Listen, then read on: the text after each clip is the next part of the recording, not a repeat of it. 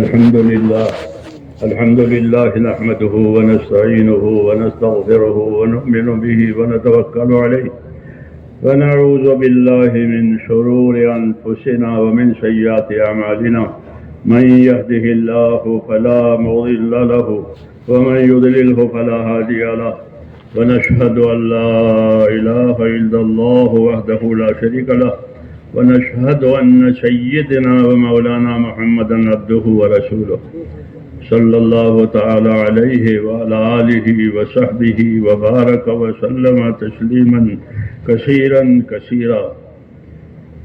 اللهم زدنا نبينا محمدا صلى الله عليه وسلم بما هو أهله واجزي الأنبياء كلهم خيرا وسلام على المرسلين والحمد لله رب العالمين. أما بعد فأعوذ بالله من الشيطان الرجيم. بسم الله الرحمن الرحيم. ومن أحسن قولا ممن دعا إلى الله وعمل صالحا وقال إنني من المسلمين. صدق اللہ العظیم. بزرگ اور میرے پیارے بھائیو، اس مجلس میں آپ حضرات سے کچھ باتیں کی جاتی ہے، میں بھی کچھ باتیں کروں گا، دوسرے حضرات نے بھی کچھ باتیں کی ہے، تو ہمیں کچھ باتیں کرنی ہے، اور وہ باتیں کرنی ہے کہ جس سے ہم کو زندگی کا مقصد سمجھ میں آئے. ہم کو اللہ نے زندگی دی ہے، تو یہ زندگی کس مقصد کے لیے دی ہے؟ تین چیزیں ہوتی ہے: ایک زندگی کا مقصد، ایک زندگی کی راحت، ایک زندگی کی ضرورت. یہ تین چیزیں ہر آدمی کے سامنے ہونی چاہیے.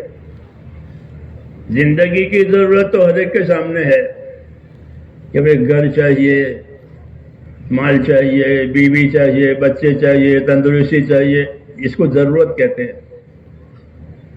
تو ضرورت کے بارے میں تو ہر آدمی کو معلوم ہے کہ یہ میری ضرورتیں بڑھتی رہتی ہے. تو ایک زندگی کی ضرورت، پھر ایک زندگی کی راحت، کہ زندگی میں راحت ملے، عافیت ملے.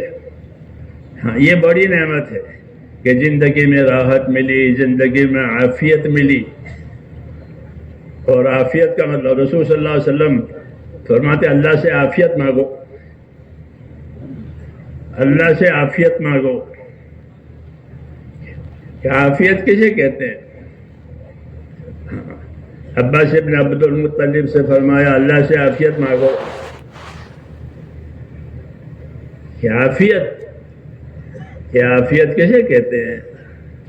کہ عافیت یہ ہے کہ آدمی دنیا میں کسی دینی فتنے میں نہ پڑے اور کسی موذی بیماری میں نہ پھنسے. کسی موذی بیماری میں نہ پھنسے اور کسی دینی فتنے میں نہ پڑے. اس کا نام ہے عافیت. اور یہ بڑی نعمت ہے کہ اللہ تعالیٰ زندگی میں عافیت دے، زندگی میں تندرستی اور راحت دے. ہاں، حدیث میں جناب رسول اللہ صلی اللہ علیہ وسلم نے فرمایا کہ دو نعمتیں بڑی ہیں انسانوں کے لیے. دو نعمتیں انسانوں کے لیے بڑی ہیں، لیکن اسے نفع اٹھانے والے تھوڑے ہیں، کھوٹ کھانے والے زیادہ ہیں. دو نعمتیں بڑی ہیں مگر اسے نفع اٹھانے والے تھوڑے، کھوٹ کھانے والے زیادہ. تو یہ ہمیں سمجھنی چاہیے کہ ہم کو اللہ کا نبی کیا سمجھانا چاہتا ہے، کون سا طریقہ کھوٹ کا ہے، کون سا طریقہ نفع کا ہے. جی ہاں، تو فرماتے دو نعمتیں بڑی ہیں اللہ کی طرف سے، لیکن اس میں کھوٹ کھانے والے زیادہ، نفع اٹھانے والے تھوڑے. کہ وہ دو نعمتیں کون سی ہیں؟ فرمایا ایک تو تندرستی، ایک نعمت ہے کہ تندرستی. ہمارے اردو میں کہتے ہیں کہ ایک تندرستی ہزار نعمت. اردو میں بولتے ہیں مثال اس طرح سے کہ ایک تندرستی ہزار نعمت. ہزار نعمتیں ہیں، تندرستی نہیں ہے. گھر میں ولیمہ ہے، گھر میں عقیقہ ہے، تندرستی نہیں ہے، تو کیا مزہ آئے گا عقیقے میں؟ کیا مزہ آئے گا ولیمے میں؟ بولو کیوں؟ کہ صحت نہیں ہے، تندرستی نہیں ہے. تو رسول صلی اللہ علیہ وسلم اس کی طرف توجہ دلانا چاہتے ہیں کہ دو نعمتیں بڑی ہیں، ایک تندرستی اور دوسری کہ فرصت اور فراغت اللہ نے دے رکھی ہے. کھانا پینا ضروریات سب مل چکے، فارغ ہے، ایک دم فری ہے، کوئی بوجھ نہیں ہے دماغ پر. ایسی حالت بنائی ہے اللہ نے راحت کی. یہ دو نعمتیں بڑی ہیں، ایک فرصت کی نعمت اور ایک یہ نعمت تندرستی کی نعمت. اس میں نفع اٹھانے والے تھوڑے، کھوٹ کھانے والے زیادہ. یہ کیا کہ نفع تھوڑا اٹھایا کہ تندرستی غفلت میں گزر گئی. عام طور پر یہی ہوتا ہے کہ تندرستی ہے، کوئی بیماری نہیں ہے، راحت ہے، تو وہ دن غفلت میں کٹ جاتے ہیں. مال بھی غلط جگہ خرچ ہو جاتا ہے، وقت بھی غلط جگہ جو ہے لگ جاتا ہے. کیوں؟ ہاں، تو یہ کھوٹ کی بات ہے. حالانکہ اللہ نے فرصت بھی دی تھی، تندرستی بھی دی تھی. اس لیے میرے دوستو ان دونوں نعمتوں کی طرف توجہ دلائی ہے کہ اپنی فرصت کی قدر کریں اور اپنی تندرستی کی قدر کریں. علماء نے لکھا ہے کہ تندرستی کی حفاظت کرنا واجب ہے.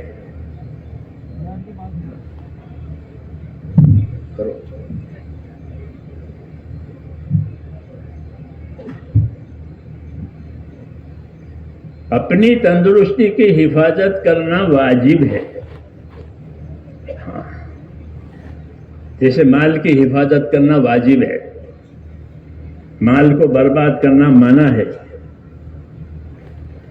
ایسے اپنی تندرستی کی حفاظت کرنا واجب ہے کہ اپنی تندرستی نہ بگاڑو. ادھر ادھر کی چیزیں کھا کر کے، ادھر ادھر کی چیزیں استعمال کر کے، ہاں، اسے صحت خراب ہوتی ہے.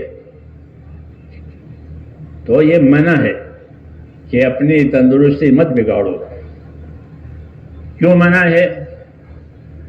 کیوں منع ہے؟ تو بھائی وجہ یہ ہے کہ اللہ نے ہماری زندگی عبادت کے لیے بنائی ہے.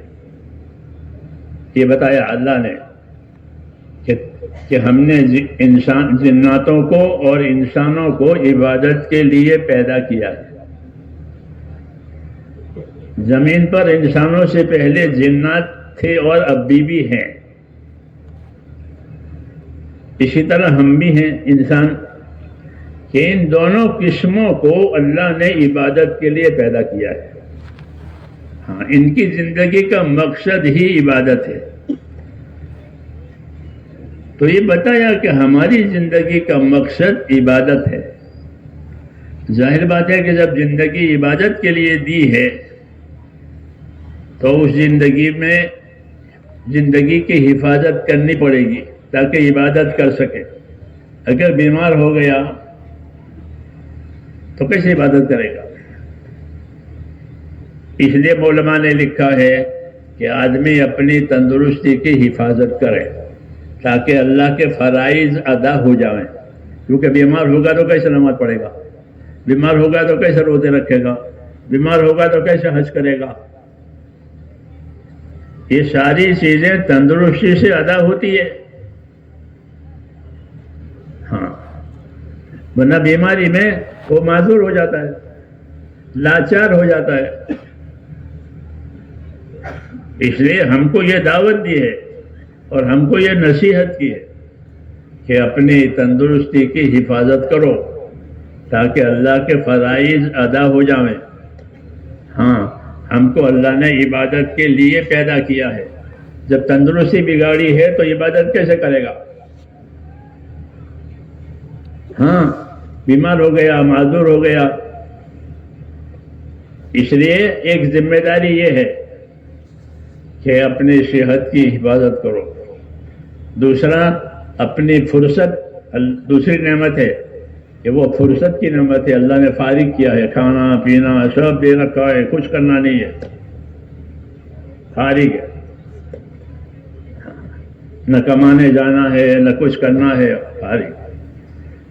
کیا اس فرصت کو بھی غنیمت سمجھو اور فرصت سے بھی فائدہ اٹھاؤ. کہ دونوں سے کیا فائدہ اٹھائیں گے کہ اللہ نے ہم کو عبادت کے لیے پیدا کیا ہے. تو اس لیے اپنی تندرستی سے اور اپنی فرصت سے اپنے آپ کو اللہ کا عبادت گزار بندہ بناؤ. کیسا بندہ بنانا ہے؟ عبادت گزار بندہ. عبادت کے لیے پیدا کیا ہے، اس لیے اپنے آپ کو عبادت گزار بندہ بنانا ضروری ہے. یہ جو دعوت اور تبلیغ ہے وہ اسی لیے ہے کہ زندگی ہماری عبادت والی بنے، گناہ والی نہ بنے، نافرمانی والی نہ بنے، بلکہ ہماری زندگی عبادت والی بنے. ہم کو اللہ نے عبادت کے لیے پیدا کیا ہے. ہاں، اور عبادت سمجھانے کے لیے اللہ نے ہزاروں رسول دنیا میں بھیجے ہیں تاکہ وہ دنیا میں آ کر لوگوں کو اللہ کی عبادت اور اطاعت سمجھائیں. کیوں کہ اللہ کا راضی ہونا ضروری ہے. سب سے بڑی چیز کیا ہے؟ کہ سب سے بڑی چیز اللہ کا راضی ہونا ہے.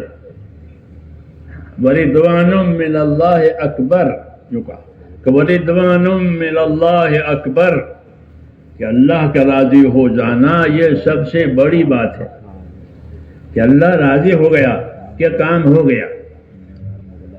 عیسیٰ علیہ السلام سے کسی نے پوچھا کہ سب سے زیادہ خطرناک چیز، سب سے زیادہ ڈرنے کی چیز کیا ہے؟ تو عیسیٰ علیہ السلام نے یہ جواب دیا کہ اللہ کا ناراض ہونا، اللہ کا غضبناک ہونا.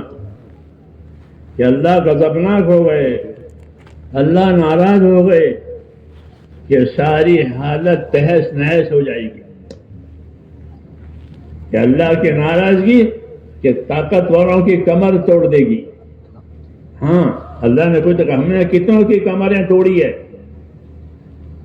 کم قسمنا من قریۃ بطرت معیشتها فتلک مساکنہم، کہ کتنے بستی والے ہیں جو اکڑ میں تھے. اللہ فرماتے ہیں ہم نے ان کی کمر توڑ دی، وہ قیامت تک نہیں اٹھیں گے. کمر ٹوٹ جاتی ہے تو جانور نہیں چل سکتا، انسان ہو کہ جاندار ہو. کیوں؟ کمر ٹوٹ گئی. تو اللہ فرماتے ہیں ہم نے ان کی کمر توڑ دی ہے، اب وہ قیامت تک نہیں اٹھیں گے. یعنی ان کو تہس نہس کر دیا ہے اپنی قدرت سے. اس لیے عیسیٰ علیہ السلام فرماتے تھے کہ اللہ کا ناراض ہونا یہ سب سے زیادہ خطرناک ہے. آدمی کوئی حرکت ایسی نہ کرے کہ جس سے اللہ ناراض ہو. اللہ بہت بڑے ہیں، سب کچھ اس کا ہے، کسی کا کچھ نہیں ہے. سب کچھ کس کا ہے؟ کہ اللہ کا. زمین ہو آسمان ہو ساری چیزیں اسی کی ہے، اسی نے پیدا کی ہے اور اسی کے فیصلے سے سب چیزیں چلتی ہے. کسی کا فیصلہ نہیں چلتا، اللہ کا فیصلہ چلے گا. جی ہاں، زمینوں میں آسمانوں میں، زمین میں اللہ کی عبادت ہوگی، آسمانوں میں بھی اللہ کی عبادت ہوتی ہے. آسمانوں میں سب سے زیادہ عبادت ہوتی ہے. زمین میں تو گناہ بھی ہوتے ہیں آسمانوں میں عبادت ہی ہوتی ہے. حدیث شریف میں ہے کہ ایک بالش جگہ بھی آسمان میں خالی نہیں ہے. 7 آسمان ہے، 7 آسمان ہے، ہر آسمان کے فرشتے ہیں. کہ ایک بالش جگہ بھی آسمانوں میں خالی نہیں ہے. کوئی نہ کوئی فرشتہ وہاں عبادت میں اللہ کے سامنے مشغول ہے.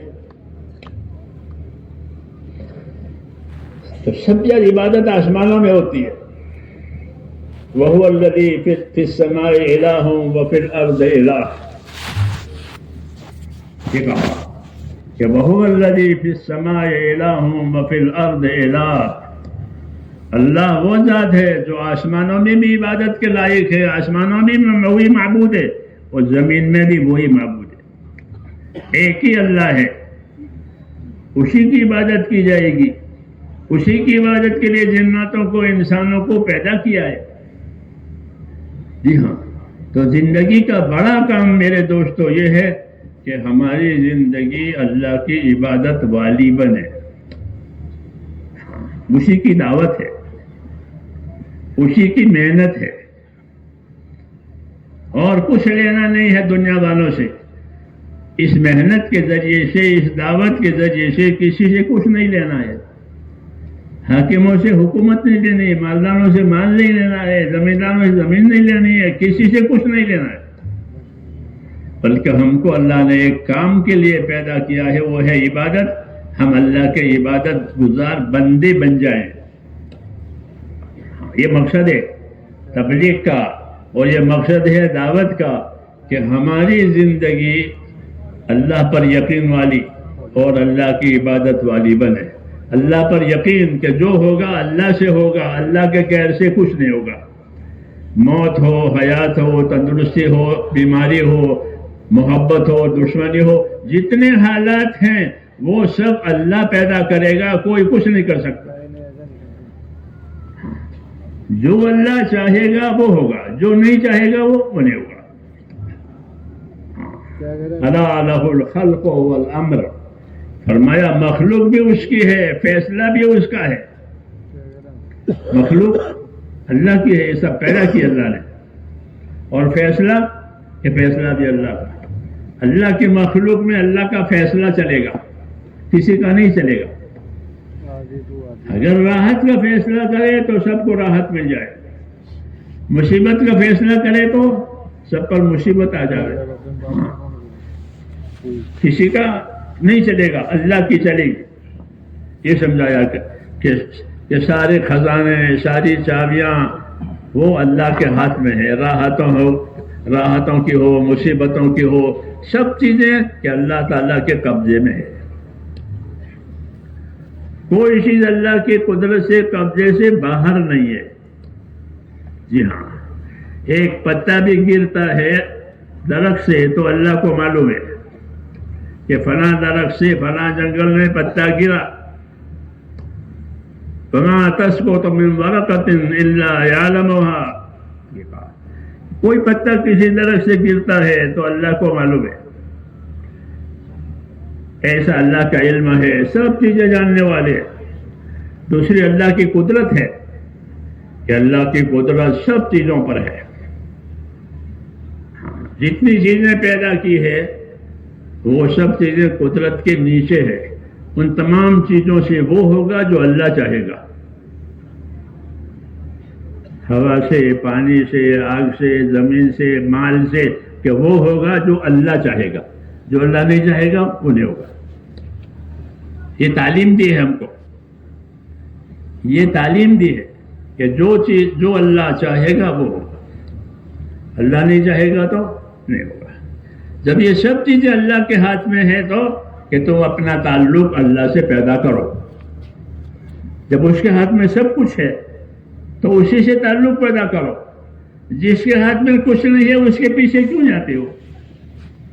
جس کے ہاتھ میں چابیاں ہیں اس کے پاس جاؤ. یہی میرے دوستوں دعوت اور تبلیغ کا مقصد ہے کہ ہمارا تعلق اللہ تعالیٰ سے صحیح ہو جائے. سمجھ میں آئی نا بات؟ میری بات تو سمجھ آئی نا کہ ہمارا تعلق اللہ سے صحیح ہو جائے. ہاں کہ اللہ ہم سے ناراض نہ ہو بلکہ اللہ ہم سے ہر وقت راضی ہو. یہ ضروری ہے. اچھا اس کا فائدہ کیا ہوگا؟ اللہ راضی ہوں گے تو کہ اللہ راضی ہوں گے تو حالات صحیح ہو جائیں گے. آج لوگ حالات سے پریشان ہیں. ہاں ہر طبقہ اپنے حالات سے پریشانیوں میں ہے. یہ کیوں؟ کہ اللہ کے ناراض ہونے کی نشانی ہے کہ اللہ ناراض ہے اس لیے حالات بگاڑ دیے ہیں. حضور صلی اللہ علیہ وسلم جب مدینہ منورہ تشریف لے گئے ہجرت کر کے اور لوگوں سے آپ کا ملنا ہوا، لوگوں نے آپ کا استقبال کیا، تو وہاں آپ نے ایک بیان فرمایا تھا. پہلا بیان کہاں؟ ہاں یاد رکھو کہاں بیان ہوا؟ مدینہ میں. پہلا بیان ہوا ہجرت میں. تو اس بیان میں کیا فرمایا تھا؟ وہ بیان کتابوں میں ہے. بیچارے مسلمان کتابیں پڑھتے نہیں ہیں. ہاں کتابیں نہیں پڑھتے، دین کی باتیں نہیں پڑھتے، دین سے بے خبر ہیں، اللہ رسول کی باتوں سے بے خبر ہیں. دعوت و تبلیغ اس لیے ہے کہ ہم اللہ کی طرف سے ہم پر کیا کیا ذمہ داریاں آتی ہے اس سے ہم واقف ہو جائیں. اس لیے تبلیغ ہے. تبلیغ خالی نکل جانے کے لیے نہیں ہے بلکہ اپنی ذمہ داریوں کو سمجھنے کے لیے تبلیغ ہے کہ مجھ کو اللہ نے پیدا کیا ہے، مجھ کو اللہ نے دین دیا ہے، میری کیا ذمہ داری ہے. ہاں ذمہ داریوں کے سمجھنا اور ذمہ داری سمجھ کر اپنے آپ کو اس کا پابند کرنا، اس کا نام تبلیغ. تو میں وہ مدینہ منورہ کی بات کر رہا تھا کہ آپ نے مدینہ منورہ پہنچ کر کے لوگ آپ کے استقبال کے لیے، آپ کے ملاقات کے لیے مشتاق تھے، تیار، انتظار ہو رہا تھا. تو آپ کا وہاں پہنچنا ہوا، پھر آپ نے ان لوگوں سے باتیں کی. وہ پہلی بات ملاقات کے وقت میں وہ کیا بات تھی؟ وہ بات یہ تھی کہ من اصلح ما بینہ و بین اللہ اصلح اللہ ما بینہ و بین خلقہ. یہ فرمایا. اور بھی باتیں فرمائی تھی. یہ ایک بات تھی جو اس مجمع میں ہمیں کہنی ہے. جی ہاں کیونکہ آپ نے مجمع میں کہی ہے. جی ہاں تو یہ بھی ایک سنت کہ جو بات آپ نے مجمع سے وہاں کہی ہے وہ بات ہماری زبان سے بھی اور ہمارے کانوں سے بھی ہم سن لیں. ہاں ذمہ داری کی بات ہے. تو وہ بات یہ تھی کہ من اصلح ما بینہ و بین اللہ اصلح اللہ ما بینہ و بین خلقہ. حضرت رحمۃ اللہ علیہ نے حیات الصحابہ لکھی ہے. ہاں اس میں بھی یہی بات ہے. کیا مطلب ہے اس کلام کا؟ اس میں رسول صلی اللہ علیہ وسلم نے رہبری فرمائی ہے ہماری. حالات سے لوگ پریشان ہوتے ہیں ہر زمانے میں، ہر طبقہ پریشان ہوتا ہے ہر زمانے میں. تو اس کا کیا علاج ہے؟ تو وہ علاج کی طرف اشارہ ہوا ہے کہ من اصلح ما بینہ و بین اللہ اصلح اللہ ما بینہ و بین خلقہ. کہ جو لوگ اپنا اور خدا کا معاملہ ٹھیک کر لیں گے تو اللہ ان کا اور دنیا والوں کا معاملہ ٹھیک کر دے گا. اتنی آسان بات ہے کہ جو لوگ اپنا اور خدا کا معاملہ ٹھیک کر لیں گے کہ اللہ ہم سے ناراض نہ ہو بلکہ اللہ نے جو ذمہ داریاں ڈالی ہیں وہ ہمارے ہاتھ سے پوری ہو جائے. اچھا اللہ نے زیادہ ذمہ داریاں نہیں ڈالی ہے، دین کو آسان کر کے دیا ہے. دین آسان کر کے دیا ہے، زیادہ مشکل نہیں ہے، کوئی مشکل نہیں ہے، کوئی تنگی نہیں ہے اندر. لیکن دین کو سیکھنے کی ضرورت ہے. سیکھیں گے تو اس کی آسانی کا پتہ چلے گا، اور سیکھے نہیں تو بغیر سیکھے تو ہر کام مشکل ہے. بغیر سیکھے ہر کام مشکل. کیوں سیکھا ہی نہیں ہے؟ اور سیکھے تو ہر کام آسان. دین کا بھی یہی معاملہ ہے کہ دین کو سیکھو تاکہ دین آسان ہو جائے. آج لوگوں کو دین بھاری پڑ رہا ہے، مشکل پڑ رہا ہے. اس کی وجہ کیا ہے؟ کہ اس کی وجہ یہ ہے کہ اس کو سیکھا نہیں ہے. ہاں، اس کو سیکھنا سمجھنا، کیونکہ ہم کو اللہ تعالیٰ نے اس دنیا میں دین پر چلنے کے لیے پیدا کیا ہے. یاد رکھو کیوں پیدا کیا ہے؟ کہ لوگ دین پر چلے، عبادت کریں، دین پر چلے. اس کے لیے اللہ نے ہم کو یہاں پیدا کیا ہے. وہ ہماری زندگی کا اصلی کام ہے. دوسرے کام دوسرے نمبر پر ہے. یہ اصلی کام ہے کہ ہماری زندگی دینی بنے. ہاں، اور دینی بننے کا مطلب یہ ہے کہ ہم کو سب سے پہلے آخرت کی فکر پیدا ہو جائے.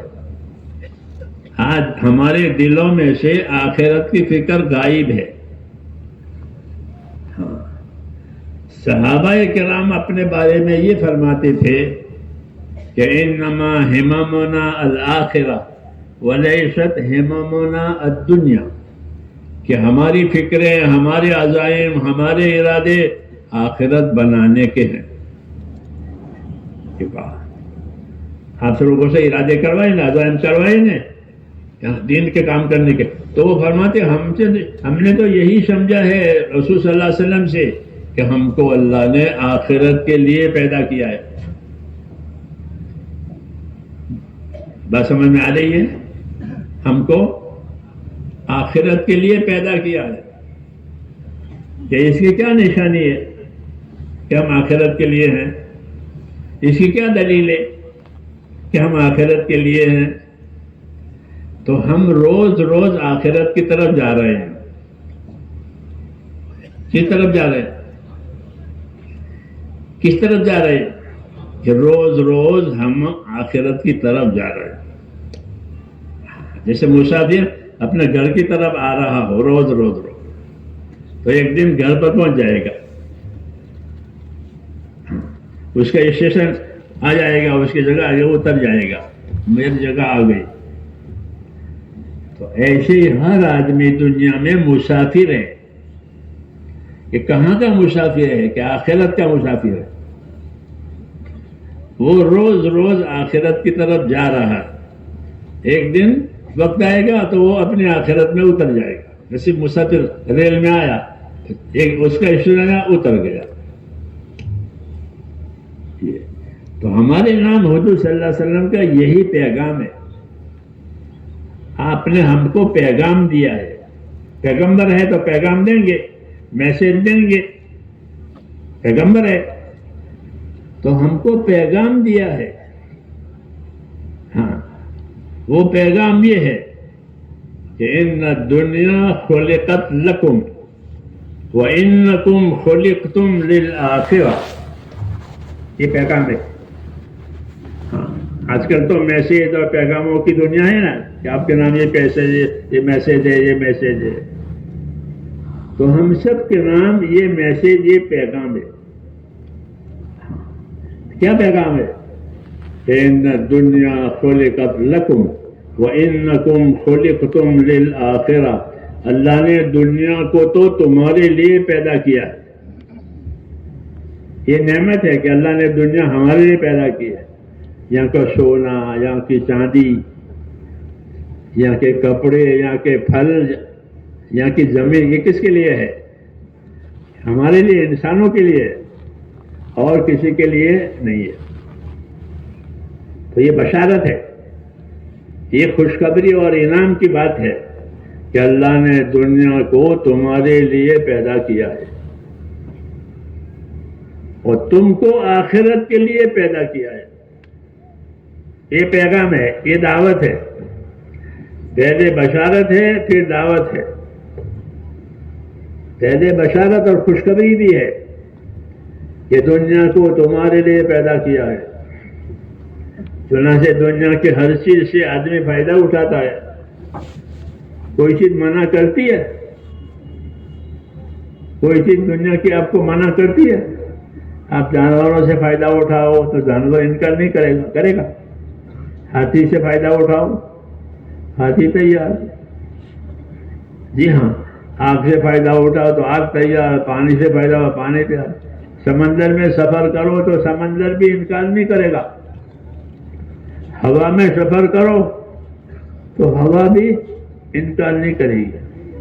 زمین پر سفر کرو، زمین پر کام کرو، زمین بھی انکار نہیں کرے گی.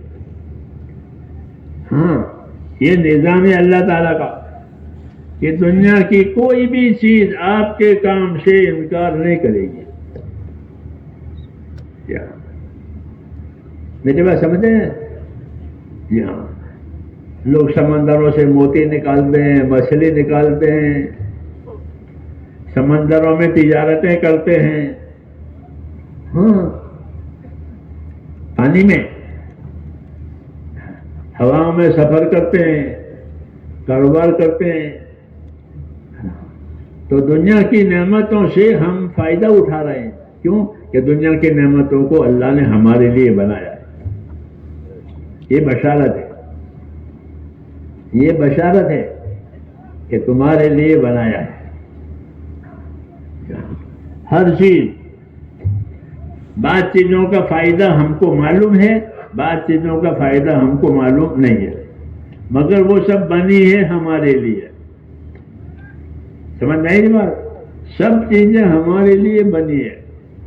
بعض چیزوں کا فائدہ معلوم ہے، بعض چیزوں سے فائدہ اٹھانا جانتے ہیں، اور بعض چیزوں سے فائدہ اٹھانا نہیں جانتے، مگر ہے وہ ہمارے لیے، کسی اور مخلوق کے لیے نہیں.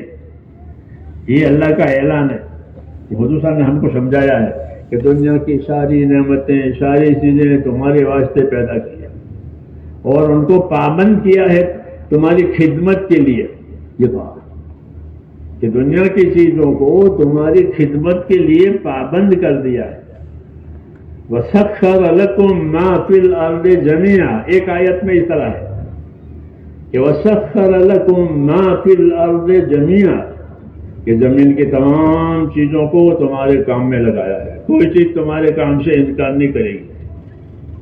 زمین پر گھر بناؤ، گھر بن جائے گا. جی ہاں، سفر کرو، چلو، زمین انکار نہیں کرے گی. جی ہاں، یہ کہا کہ زمین کی چیزیں تمہارے کام میں لگائی. وَسَخَّرَ لَكُم مَّا فِي السَّمَاوَاتِ وَالْأَرْضِ جَمِيعًا، دوسری آیت کہ تمہارے لیے زمین اور آسمان کی چیزیں تمہارے کام میں لگائی ہے. چاند اور سورج اور ستارے اور کون کہ سب تمہارے کام میں ہے. تو یہ سب اللہ تعالیٰ کے انعامات ہیں، اکرام ہے جو ہمارے ساتھ ہے. اب سوال یہ پیدا ہوتا ہے کہ ساری چیزیں تو ہمارے لیے بنی ہے، ہم کس کام کے لیے بنے؟ ہم کس کام کے لیے بنے؟ ہم اس کام کے لیے کہ ساری چیزوں سے فائدہ اٹھائے، روٹی کمائیں، کھائیں. روٹی کما کے کھاؤ، پیٹ بھرو. یہ ہے کہ ایسا نہیں ہو سکتا کہ ساری چیزوں کو تو تمہارے کام میں لگائے اور تم کو نکمے بنائیں، کھا پی کے پھرو. ایسا ہو نہیں سکتا. اللہ حکمت والا ہے، اللہ کی حکمت کے خلاف ہے. اس لیے کہ ساری چیزوں کو تو تمہارے کام میں لگایا ہے، تمہارے لیے پیدا کی ہے، اور اللہ نے تم کو اپنے لیے پیدا کیا ہے. یہ ہماری عزت ہے کہ اللہ نے ہم کو اپنے کام کے لیے، خدا کے کام کے لیے ہم پیدا ہوئے ہیں. ہاں، اللہ کے کام کے لیے ہم پیدا ہوئے ہیں، باقی چیزیں ہمارے کام کے لیے. یہ سمجھایا جاتا ہے کہ اللہ نے ہم کو اپنے کام کے لیے پیدا کیا ہے. اس لیے اللہ تعالیٰ نے قرآن کریم میں یہ بات واضح طور پر فرما دی کہ میں نے تمام جناتوں کو، تمام انسانوں کو میری عبادت کے لیے پیدا کیا ہے، عبادت کے لیے پیدا ہوئے ہیں۔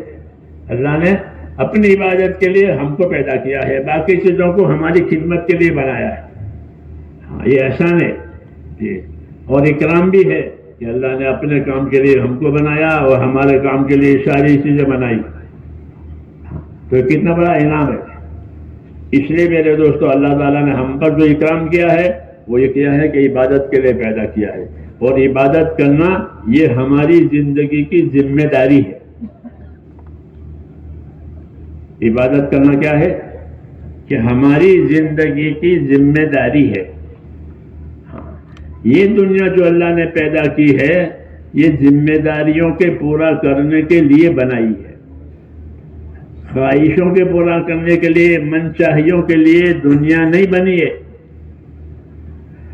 ہاں، اس کا ایک وقت مقرر کیا ہے اللہ نے۔ اس کا دنیا کا، دنیا کی دو قسمیں ہیں۔ ایک دنیا ہر آدمی کی ذاتی زندگی، یہ اس کی دنیا، پیدائش سے لے کر موت تک ہر آدمی کی، یہ اس کی دنیا۔ اور ایک پورے عالم کی، پورا عالم، تمام جنات، تمام انسان، یہ دنیا۔ تو دونوں کے لیے وقت مقرر ہے۔ ہمارے لیے وقت مقرر ہے کہ ہر آدمی اپنی موت تک رہے گا، جب موت آئی ختم ہو گیا، یہ انفرادی۔ اور ایک اجتماعی موت کہ تمام دنیا کو اللہ تعالیٰ ایک وقت ختم کریں گے، کوئی بچے گا نہیں۔ وہ اجتماعی موت ہے، یہ انفرادی موت ہے ہر آدمی کی، ہر آدمی کی انفرادی موت، اس کی انفرادی قیامت ہے۔ جو مرا اس کی قیامت قائم ہو گئی، جو مرا اس کی قیامت قائم ہو گئی۔ من مات فقط قامت قیامت ہو، جو مرا اس کی قیامت قائم ہو گئی، انفرادی۔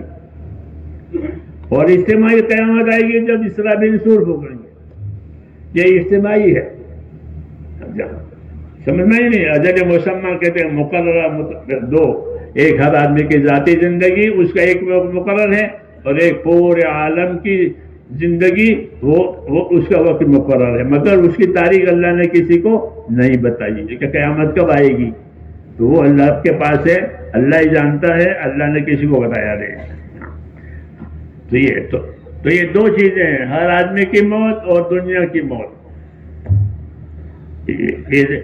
یہ اللہ کا فیصلہ ہے، یہ اللہ نے طے کیا ہے۔ کہ کیوں طے کیا ہے؟ کہ اللہ تعالیٰ نے جو زندگیاں لوگوں کو جینے کے لیے دی ہے، ان زندگیوں میں انہوں نے کیا کیا کیا ہے، کیا کیا ذمہ داری پوری کی ہے، کیا کیا گناہ کیے ہیں، اس کا نتیجہ دکھانے کے لیے اللہ تعالیٰ نے یہ کیا ہے کہ ہر آدمی کی موت پر اس کی ذاتی زندگی کا نتیجہ اس کے سامنے آ جائے گا۔ اس کی موت آئی کہ اس کے سامنے نتیجہ آئے گا، یہ انفرادی۔ اور جب قیامت آئے گی تو سارے انسانوں کی زندگیوں کا نتیجہ ان کے سامنے آ جائے گا۔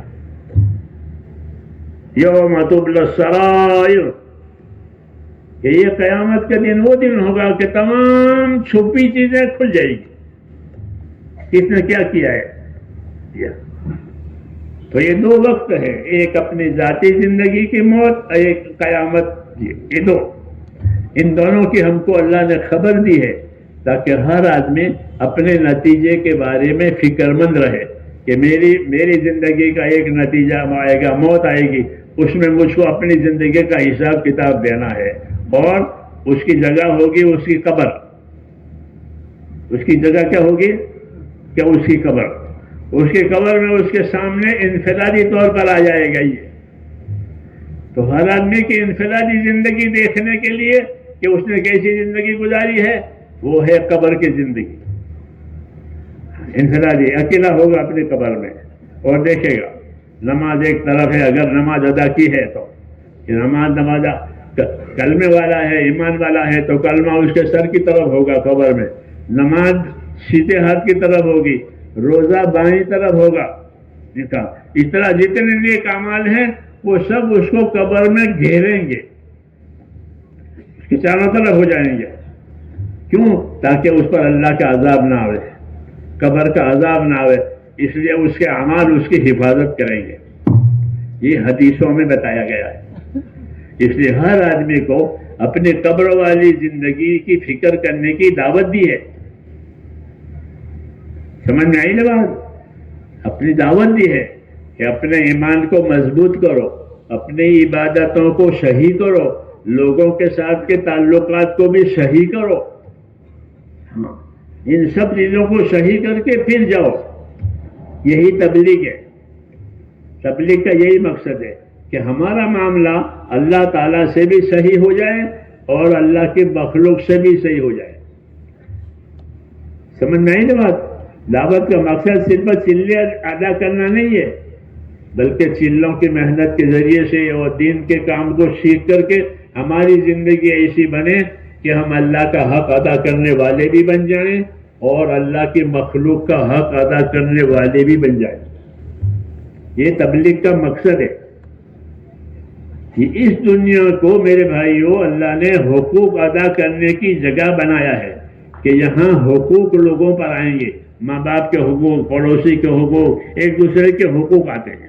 یہ دنیا حقوق ادا کرنے کی جگہ ہے اور آخرت بدلہ پانے کی جگہ ہے. سمجھ نہیں نا بات؟ ہاں. تو جو حقوق ادا کر کے جائے گا اس کا جانا صحیح ہوگا اور وہ موت پر خوش ہو جائے گا. کیوں کہ سارے حقوق ادا، اللہ کا حق آیا وہ بھی ادا ہوا، رسول کا حق آیا وہ بھی ادا ہوا، قرآن شریف کا حق آیا وہ بھی ادا ہوا، پھر بندوں کے حقوق آئے وہ بھی ادا ہوئے. تو اس کی زندگی بھی خوش اور اس کی موت بھی خوش. وہ اپنی موت پر خوش ہو جائے گا. دعوت اور تبلیغ اسی کے لیے ہے کہ ہم کو ان تمام چیزوں کے بارے میں معلومات ہو جائیں، ہم واقف ہو جائیں اور واقف ہو کر کے اس پر عمل کرنے والے بن جائیں. اس لیے لوگوں کو دعوت دیتے ہیں کہ 4 مہینے اللہ کے راستے میں نکلیں گے تو پتہ چلے گا کہ ہمارے اوپر کیا کیا حق ہے. ابھی تو اپنی ضرورت جانتے ہیں، راحت جانتے ہیں اور کچھ نہیں جانتے. مجھے کھانا ہے، کمانا ہے، کپڑے بنانا ہے، گھر بنانا ہے. وہ تو ٹھیک ہے، یہ تو ضرورت ہے. اور ضرورت کا تعلق موت تک ہے. ضرورت کا تعلق کہاں تک ہے؟ کہ موت تک. موت آئی تو کہ تمام ضرورتوں کا مسئلہ ختم ہو گیا، اب کوئی ضرورتیں نہیں، ختم. لیکن جو چیز ختم نہیں ہوگی وہ تو موت کے بعد ظاہر ہوگی. ہاں، جو چیز موت کے بعد ظاہر ہوگی وہ ختم نہیں ہوگی. جی ہاں. اس لیے ہر آدمی کو پابند کیا گیا ہے کہ وہ اپنی موت کے بعد آنے والی زندگی کے بارے میں فکر کرے. وَلْتَنْظُرْ نَفْسٌ مَا قَدَّمَتْ لِغَدٍ، وَلْتَنْظُرْ نَفْسٌ مَا قَدَّمَتْ لِغَدٍ. ہر آدمی سوچا کرے کہ میں نے آنے والی زندگی کے لیے کیا تیاری کی ہے. ایک زندگی مجھ کو ابھی دی ہے ماں کے پیٹ میں سے نکال کر، پھر ایک دنیا میں سے نکال کر قبر میں، اور قبر میں سے نکال کر قیامت میں، اور قیامت میں سے نکال کر آخرت میں.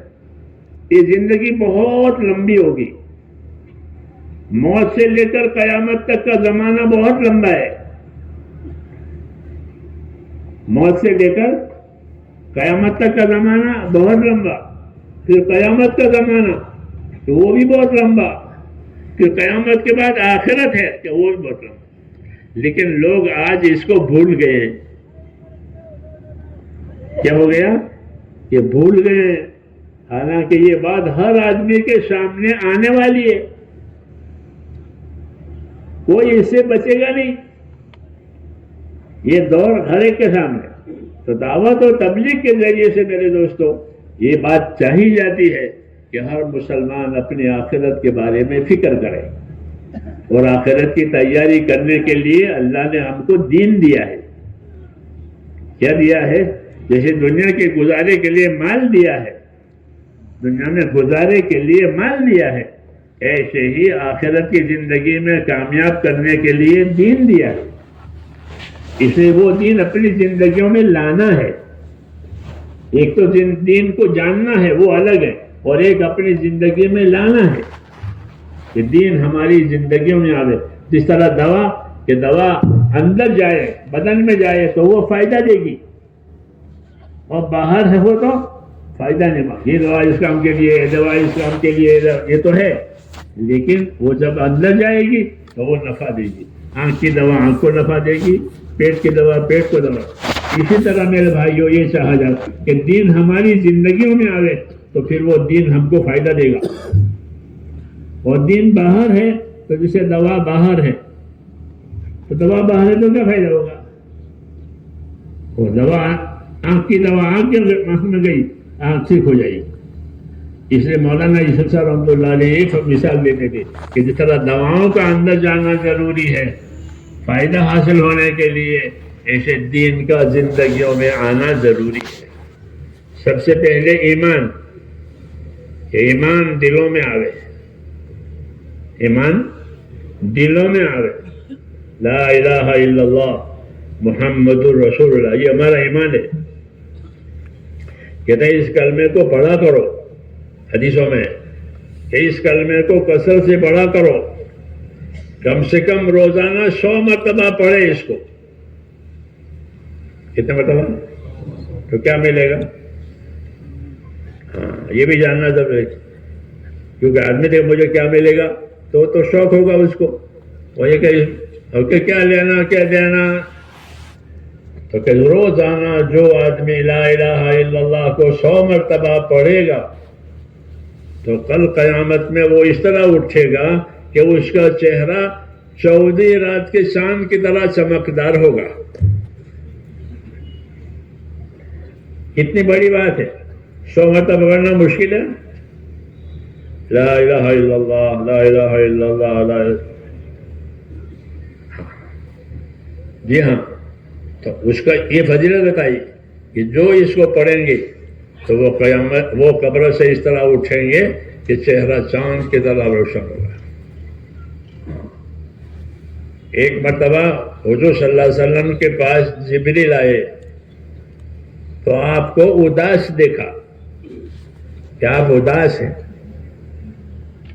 میری بات سمجھ رہے نا؟ غم میں ہیں.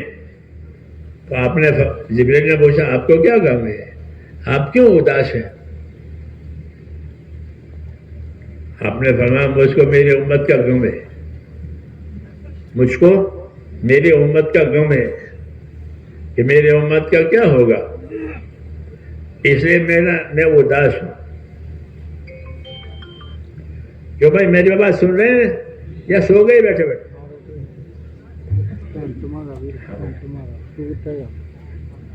یہ ہماری باتیں جو ہے نا ساتھی باتیں کرتے ہیں، یہ سبق ہے. اجتماع کے معنی سبق یاد کر کے جانا، یہ مطلب ہوتا ہے اجتماع کا. جیسے مدرسوں میں سبق یاد کرتے ہیں بچے، ایسے بڑوں کے لیے یہ مدرسہ ہے. اور یہ باتیں بطور سبق کے ہے کہ بھول جاؤ گے تو پھر فائدہ نہیں ہوگا، یاد ہوگا تو فائدہ ہوگا. ہاں بھول گیا برباد. اس لیے ان باتوں کو یاد رکھنا ہے. تو آپ کو اداس پایا کہ آپ اداس ہیں، تو آپ نے فرمایا مجھ کو میری امت کا غم ہے کہ ان کا کیا ہوگا آخرت میں، دنیا تو گزر جائے گی. جی ہاں، تو حضرت جبریل علیہ السلام نے کہا ہمارے ساتھ چلو، اور آپ کو ایک قبرستان میں لے گئے. ایک قبر پر جا کر جبریل نے کہا کہ اٹھ جا اللہ کے حکم سے، تو مردہ نکلا قبر میں سے، کالا چہرے والا، ہائے ہائے کرتا ہوا. ایک آپ کو واپس چلا جا، تو واپس چلا گیا. پھر دوسری قبر پر اس طرح کیا کہ اٹھ جا اللہ کے حکم سے، تو واپس. اور روشن چہرے والا اور پر لا الہ الا اللہ یہ دکھایا. سمجھ میں آئی نا بات؟ اور دیکھا کر یوں کہا کہ دیکھ لیا آپ نے ان کو. پھر فرمایا جو جس حالت میں زندگی گزارے گا اس حالت میں مرے گا. ایمان کے ساتھ اللہ کے حکموں کے ساتھ زندگی گزاری ہے تو وہ مرے گا اور اٹھے گا تو نور والا اٹھے گا, نورانی, ایمان کا نور, ایمان کا نور, عبادت کا نور. جی ہاں, یہ اس کی زندگی میں ہوگا. جی ہاں, اور یہ نہیں ہے تو پھر کالا ہوگا. یہ لوگ جیسی زندگی گزاریں گے ویسے اٹھیں گے. کیونکہ آپ اداس تھے کہ میری امت کا کیا حال ہوگا تو بتایا, تو کیا مطلب ہوا کہ اب رہبری ہو گئی کہ اپنی زندگیوں کو صحیح کریں گے تو دنیا کی زندگی کے حالات بھی صحیح ہوں گے اور آخرت کے حالات بھی صحیح ہوں گے. جب قبر میں اٹھائے گا تو نورانی ہوگا. یہ جبرائیل علیہ السلام نے آپ کو بتا کر پھر آپ کے ذریعے سے ہم کو یہ بات پہنچی,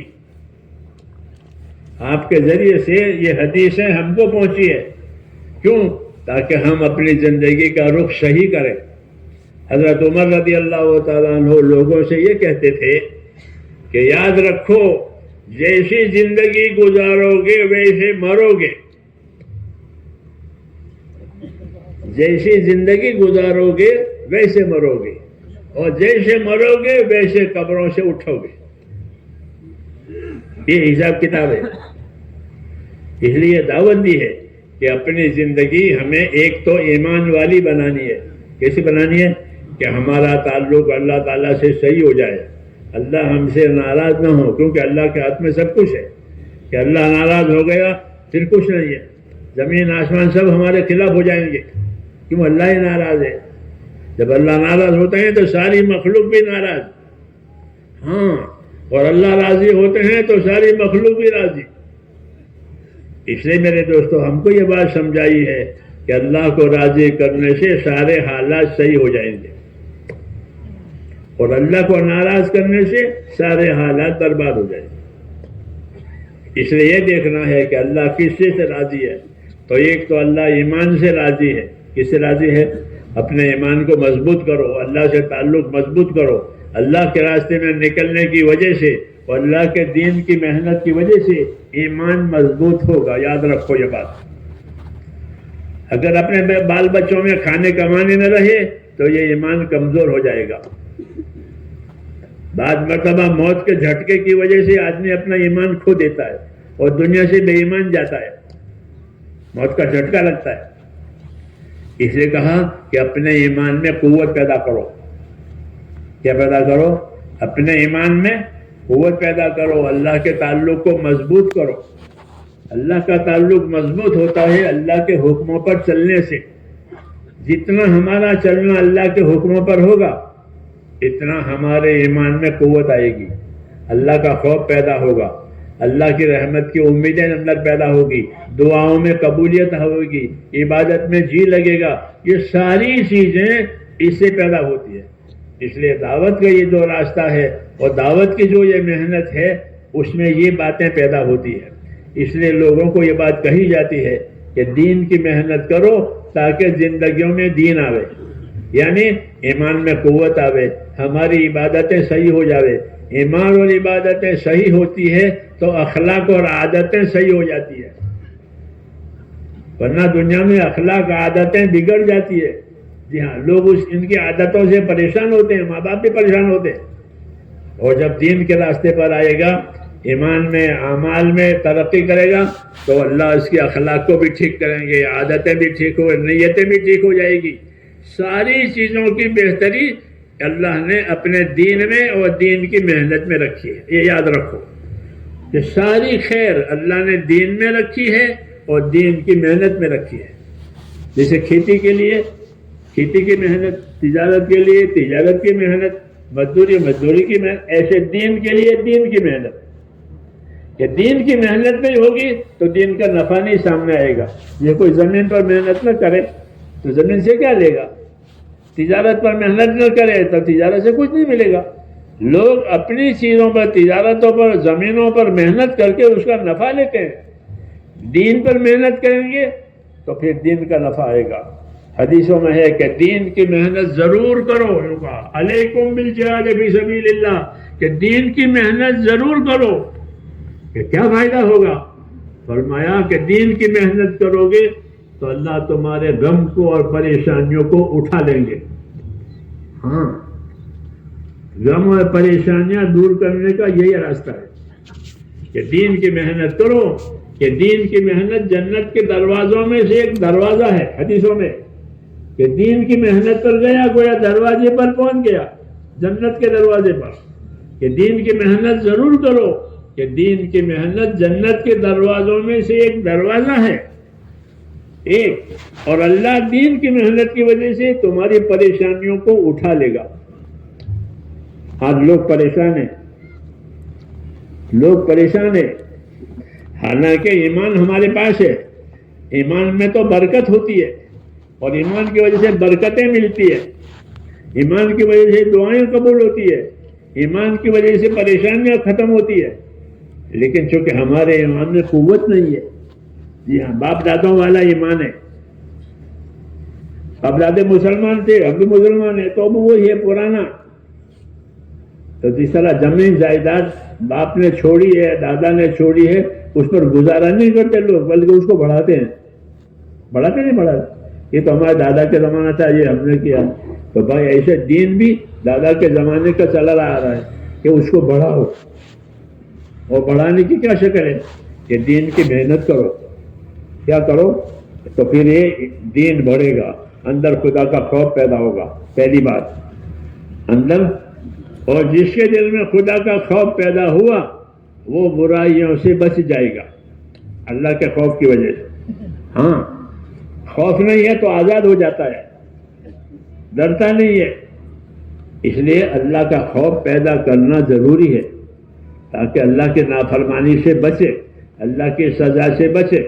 تو اللہ کا خوف پیدا کرنے کا راستہ بھی یہی ہے کہ اللہ کے راستے میں پھرے اور اللہ کی باتیں سنیں. اللہ کی دو قسم کی باتیں ہوگی. ایک بات اللہ کی یہ ہوگی کہ فلاں عمل نیک ہے، اس یہ کرو گے تو کیا ملے گا، فلاں عمل برا ہے، اس کی کیا سزا ہوگی. یہ باتیں اللہ کے راستے میں نکل کر سنائی جاتی ہے کہ نیک عمل پر اللہ کیا کیا دیں گے اور گناہ والے عملوں پر اللہ کیا کیا سزا دیں گے. یہ اللہ کے راستے میں نکل کر سنائی جاتی ہے باتیں. اس سے اندر قوت پیدا ہوتی ہے، خوف پیدا ہوتا ہے. اس کو فضائل کہتے ہیں. کیا کہتے ہیں؟ کہ اللہ کے راستے میں نکل کر فضائل کو سنو کہ نماز چھوڑنے کا کیا وبال ہے اور نماز ادا کرنے کی کیا برکت ہے. کہ فجر کی نماز پڑھی تو فجر کی نماز پڑھنے پر کیا ملے گا. تو حدیث میں ہے کہ جس نے فجر کی نماز پڑھی تو اللہ اس کا ضامن ہے. کوئی آدمی کیس میں مقدمے ہوتا ہے، پھر ضمانت پر چھڑاتے ہیں، اس کو چھوڑاتے نہیں کہ ابھی ضمانت پر چھوڑو اس کو. تو لوگ اس کے ضامن بنتے ہیں کہ یہ کچھ کرے گا نہیں، ہم ضامن ہیں. تو اللہ کہتے ہیں جو فجر کی نماز پڑھے گا وہ میری حفاظت اور ضمانت میں آ گیا. جس نے فجر کی نماز پڑھی وہ اللہ کی ضمانت اور حفاظت میں آ گیا. کتنا بڑا انعام ہے.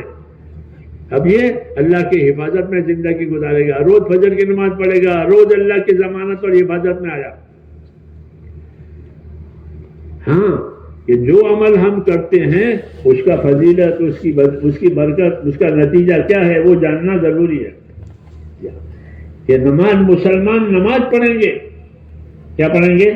کہ مسلمان 500 نمازیں ادا کریں گے. کہ 500 نمازوں پر کیا انعام ملے گا؟ تو کہ بڑا انعام ملے گا. کیا ملے گا؟ کہ بڑا انعام ملے گا نمازوں پر. کہ وہ بڑا انعام کیا ہوگا؟ کہ بڑا انعام یہ ہے انی معکم لئن اقمتم الصلاۃ وآتیتم الزکاۃ وآمنتم برسلی. اس سے بڑا کوئی انعام نہیں ہے. اللہ کہتے ہیں مسلمانوں سے کہ اگر تم نمازوں کے ادا کرنے والے بن گئے، زکوٰۃ دینے والے بن گئے، میرے نبی کے طریقے پر چلنے والے بن گئے تو میں تمہارے ساتھ ہوں. اللہ کا ساتھ ہو گیا. اللہ سے بڑا کوئی نہیں، اللہ سے بڑا ساتھ دینے والا کوئی نہیں. یہ بڑا انعام ہے. ایمان والوں کے لیے کہ اگر وہ نمازیں کریں گے، ادا کریں گے، اللہ کہتا ہے میں تمہارے ساتھ ہوں۔ اب کوئی مسئلہ ہی نہیں، اللہ ہمارے ساتھ ہے، لیکن ہم نے نماز چھوڑ دی ہے تو اللہ کا ساتھ اب نہیں ہے۔ اس لیے میرے دوستو یہ نیت کرنی ہے کہ ہم اپنی نمازوں کو برابر ادا کریں گے۔ یہ نیت کرتے ہو نہیں کرتے؟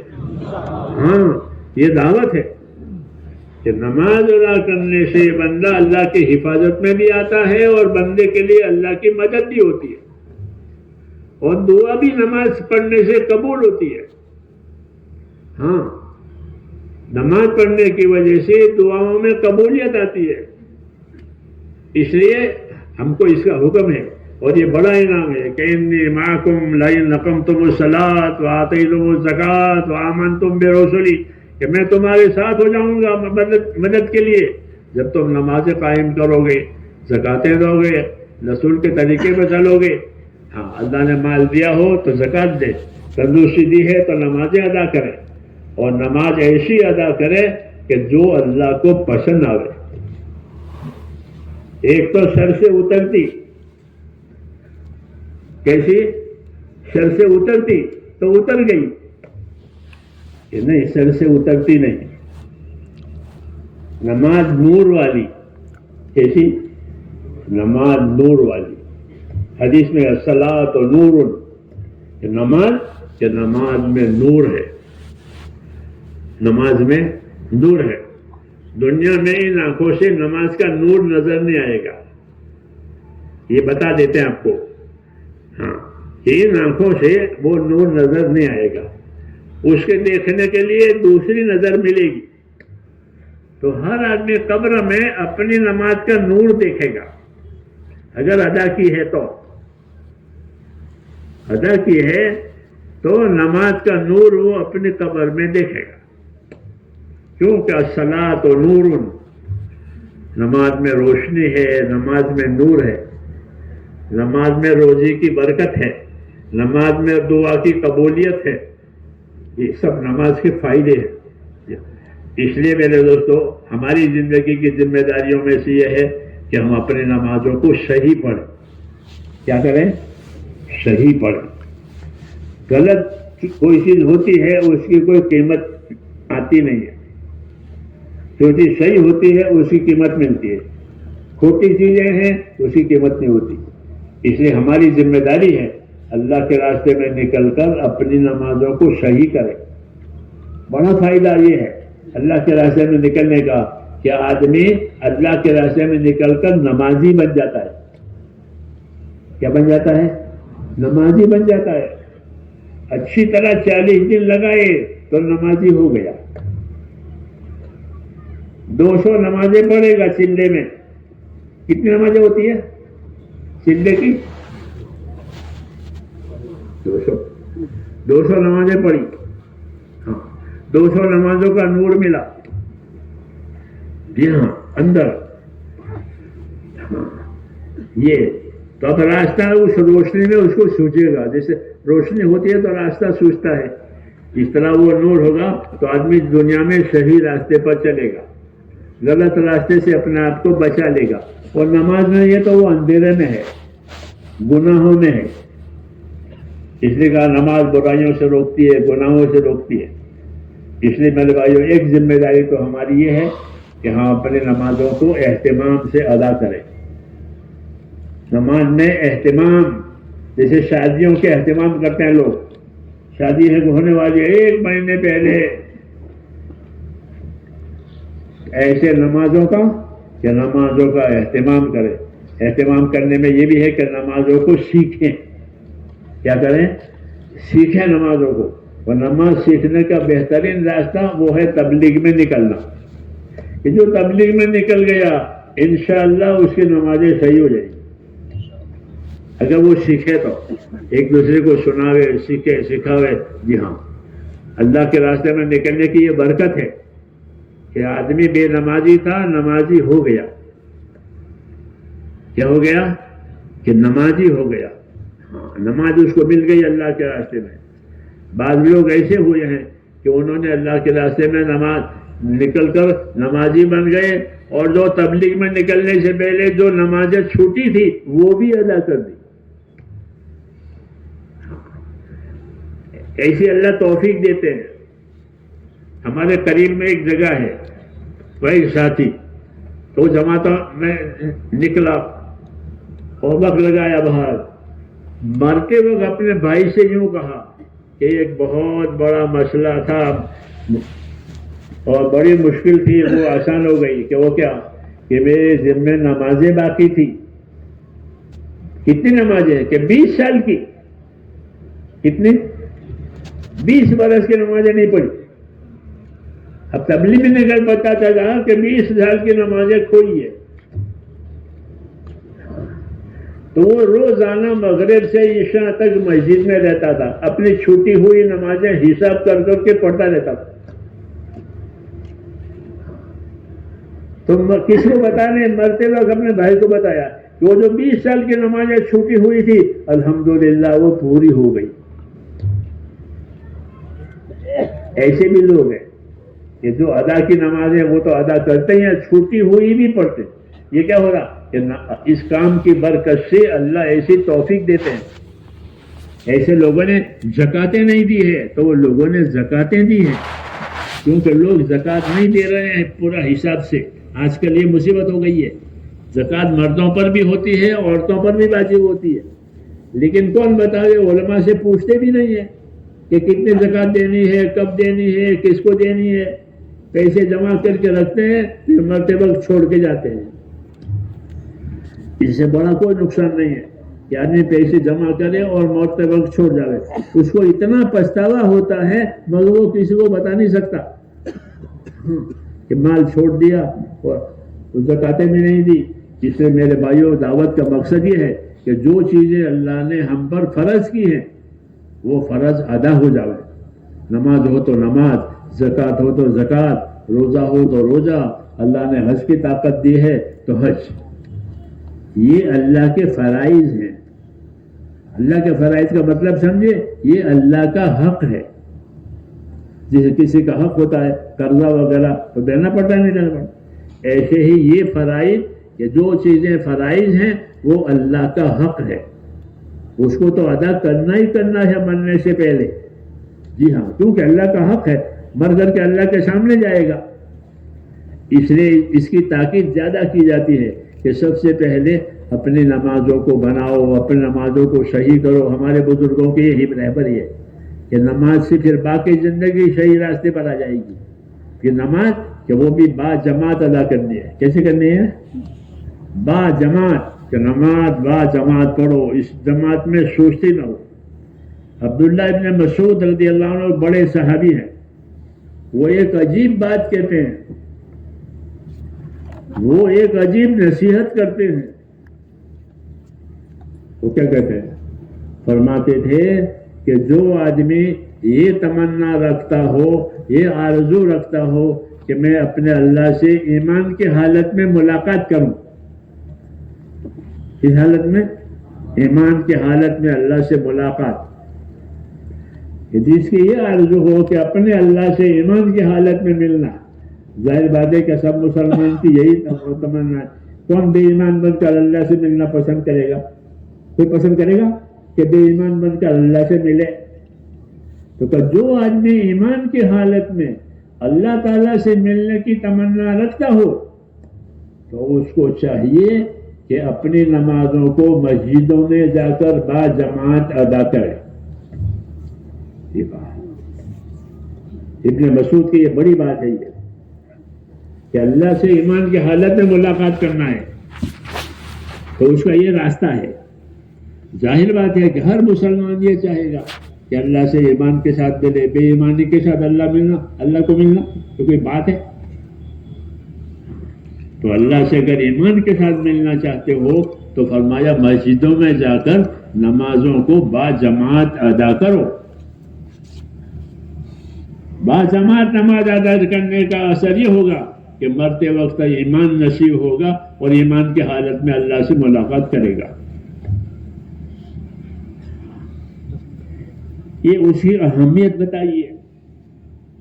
اور پھر آگے فرماتے ہیں کہ تمہیں یہ بات معلوم ہونا چاہیے، لوگوں سے کہیں کہ تمہیں یہ بات معلوم ہونی چاہیے کہ اللہ نے تمہارے لیے تمہارے نبی کی سنتیں بتائی ہے، نبی کے طریقے، سنت طریقے، اور با جماعت نماز ادا کرنا یہ نبی کی سنت ہے، با جماعت نماز ادا کرنا یہ سنت ہے، بے جماعت نماز پڑھنا سنت کے خلاف ہے، بغیر عذر کے، کوئی عذر نہیں ہے جماعت چھوڑ دے، ہاں یہ سنت کے خلاف ہے، اور با جماعت نماز ادا کرنا یہ نبی کی سنت ہے۔ پھر فرمایا کہ نبی کی سنت کو چھوڑو گے تو گمراہ ہو جاؤ گے۔ یہ ابن مسعود کی ایک بڑی بات ہے، وہ لوگوں کو نصیحت کرتے ہیں کہ اللہ سے ایمان کی حالت میں ملنے کا شوق ہو تو اپنے نمازوں کے پابند بنو، اور جس طرح نمازوں کی پابندی ضروری ہے ایسا نمازوں کو صحیح سیکھ کر ادا کرنا بھی ضروری ہے۔ کیوں غلط نماز پڑھی ہے تو آپ پڑھتے ہو نا فضائل میں کہ غلط نماز پڑھی ہے تو وہ منہ پر مار دیتے، ہاں، اور صحیح پڑھی ہے تو وہ نور بن کر اوپر جاتی ہے، اور نمازی کو دعا دیتی ہے وہ نماز کہ اللہ تیرا بھلا کرے، تو نے مجھے سنبھالا، اللہ تجھے سنبھالے، تو نمازیں دعا دیتی ہے، یہ فضائل میں ہے۔ اس لیے میرے بھائیوں ایک ذمہ داری ہماری بڑی یہ ہے کہ ایمان کا کلمہ بھی پڑھتے رہیں اور نمازوں کا اہتمام بھی کرتے رہیں کہ نماز پوری زندگی پر اثر ڈالے گی، ہاں پوری زندگی نماز کی وجہ سے صاف ہو جائے گی، بلکہ نماز اگر صحیح ہوئی تو مال کا خرچ کرنا بھی زندگی میں صحیح ہو جائے گا۔ علماء نے لکھا ہے کتابوں میں کہ جس کی نمازیں صحیح ہو جائے گی اس کا مال کا خرچ کرنا بھی صحیح ہو جائے گا، وہ مال فضول نہیں اڑائے گا، اپنے مال کو فضول نہیں اڑائے گا، ہاں اگر نماز صحیح ہوئی ہے تو، بلکہ وہ اپنے مال کو حقوق ادا کرنے میں لگائے گا کہ مال سے اللہ نے مال پر جو جو حقوق قائم کیے ہیں اس مال سے وہ حقوق ادا کرے گا، مال خرچ کرنے کے فضائل کمائے گا نمازوں کی وجہ سے۔ اس لیے نمازوں کو اپنی زندگی میں لانا، جی ہاں یہ زندگی کی بڑی ذمہ داری ہے، کلمہ نماز۔ دوسرا کہ اللہ تعالیٰ نے ہماری زندگی بنائی ہے مسلمانوں کی، کہ مسلمانوں کی زندگی کیسے ہونی چاہیے، کہ مسلمانوں کی زندگی بھائی والی ہونی چاہیے، وہ ایک دوسرے کے بھائی ہیں، اس لیے انصاف سے زندگی گزارو، یہ حکم ہے۔ کونوا قوامین بالقسط، کہ انصاف کے ساتھ ہمیشہ قائم رہو۔ انصاف کے ساتھ قائم رہنے کا کیا مطلب ہے کہ جو چیز اپنے لیے پسند کرو وہی دوسرے کے لیے پسند کرو، جو چیز اپنے لیے ناپسند کرو وہ دوسروں کے لیے ناپسند کرو، اس کو انصاف کہتے ہیں۔ گالی کھانا پسند کرتے ہو؟ نہیں، تو پھر گالی دینا کیسا پسند کیا؟ دوسروں کو گالی دے دی۔ انصاف ہے کہ جو چیز اپنے لیے پسند کرو وہ دوسروں کے لیے پسند کرو، ہاں جو چیز اپنے لیے ناپسند کرو تو دوسروں کے لیے ناپسند کرو۔ اس سے زندگیوں میں انصاف آئے گا۔ کیا آئے گا؟ انصاف، کہ بار میں اپنے لیے پسند نہیں کرتا دوسروں کے لیے کیسے پسند کروں۔ دودھ، پانی ملا ہوا دودھ پسند کرو گے یا خالی دودھ پسند کرو گے؟ یا خالی دودھ پسند کریں گے۔ جب پانی ملا ہوا تو اپنے لیے پسند نہیں کرتے تو دوسروں کے لیے پانی ڈال کے دودھ دینا کیسے پسند کرو گے؟ ہاں یہ قاعدہ بتایا کہ جو چیز اپنے لیے ناپسند کرو وہ دوسروں کے ناپسند، جو چیز اپنے لیے پسند کرو، اس سے سارے معاملات صاف ہو جائیں گے، انصاف قائم ہو جائے گا۔ یہ دعوت و تبلیغ میں یہ بھی ہے کہ جو چیز اپنے لیے پسند کرو وہی اپنے بھائی کے لیے پسند کرو، جو چیز اپنے لیے ناپسند کرو دوسروں کے لیے بھی ناپسند کرو، ایسے بنو انصاف والے۔ اللہ نے قرآن پاک میں انصاف سے رہنے کا حکم دیا ہے کہ کونوا قوامین بالقسط، ہاں انصاف کے ساتھ برابر قائم رہو، جو اپنے لیے پسند کرو وہ دوسروں کے لیے پسند کرو، جو اپنے ناپسند کرو دوسروں ناپسند کرو۔ تو یہ باتیں میرے دوستوں اپنی زندگی میں پیدا کرنی ہے، تو گھر بیٹھے پیدا ہو جائے گی؟ گھر بیٹھے تو روزی بھی نہیں ملتی، روزی کمانے کے لیے بازار میں جاتے ہیں, روزی کمانے کے لیے ملکوں میں جاتے ہیں, ہاں روزی روٹی کے لیے, دفتروں میں جاتے ہیں, نوکریاں کرتے ہیں, یہ روزی. مگر گھر بیٹھے تو روزی بھی نہیں ملتی. تو جب گھر بیٹھے روزی نہیں ملتی تو دین اور ہدایت کیسے ملے گی؟ بیٹھے بیٹھے کہ بیٹھے بیٹھے کچھ نہیں ہوتا. جناب رسول اللہ صلی اللہ علیہ وسلم نے ہم پر احسان کیا ہے. کیا احسان کیا؟ کہ ہم کو حرکت دی ہے. کیا دیا ہے؟ امت کو حرکت دی ہے, کہ امت حرکت میں رہے, بیٹھے نہیں. لیکن کون سی حرکت؟ کہ دینی حرکت. کس کی؟ کہ دینی حرکت میں رہے. جیسے چکی حرکت کرتی ہے نا تو چاروں طرف آٹا گرتا ہے. مسلمانوں کو بھی حرکت کرنے کا حکم دیا ہے کہ اپنے دین کو لے کر پھرو. مسلمان اپنے دین کو لے کر پھرے تو چاروں طرف دین آئے گا. یعنی دین سیکھیں گے, دوسروں کو سکھائیں گے. جیسے دانے ڈالتے ہیں, آٹا لیتے ہیں, دانا ڈالتے ہیں, آٹا لیتے ہیں, چکی میں ہی ہوتا ہے نا. ہاں ایسے دین لیں گے, دین دیں گے. اپنے سے زیادہ جاننے والوں سے دین لینا ہے, اپنے سے کم جاننے والوں کو دین دینا ہے. چکی کی طرح یہاں سے لیا یہاں سے لیا. اسلام ایسا ہے, لینا دینا. کس کا؟ کہ دین کا. جب دین کا لینا دینا ہوگا اور دین کے لیے پھرنا ہوگا تو چاروں طرف دین پھیلے گا. جیسے چکی چلتی ہے تو چاروں طرف آٹا گرتا ہے, ہر طرف آٹا ہی آٹا. چکی چل حضور صلی اللہ علیہ وسلم نے امت کو حرکت دی ہے کہ اپنا دین لے کر پھرو. کیا کرو؟ سیکھو, سکھاؤ, سیکھنے کی دعوت دو. جی ہاں, سیکھنے پر کیا بشارتیں ہیں, کیا انعامات ہیں, کیا فضیلتیں ہیں, وہ لوگوں کو سناؤ. کہ دین سیکھو گے تو کیا ملے گا, دین سے جاہل رہو گے تو کیا ملے گا.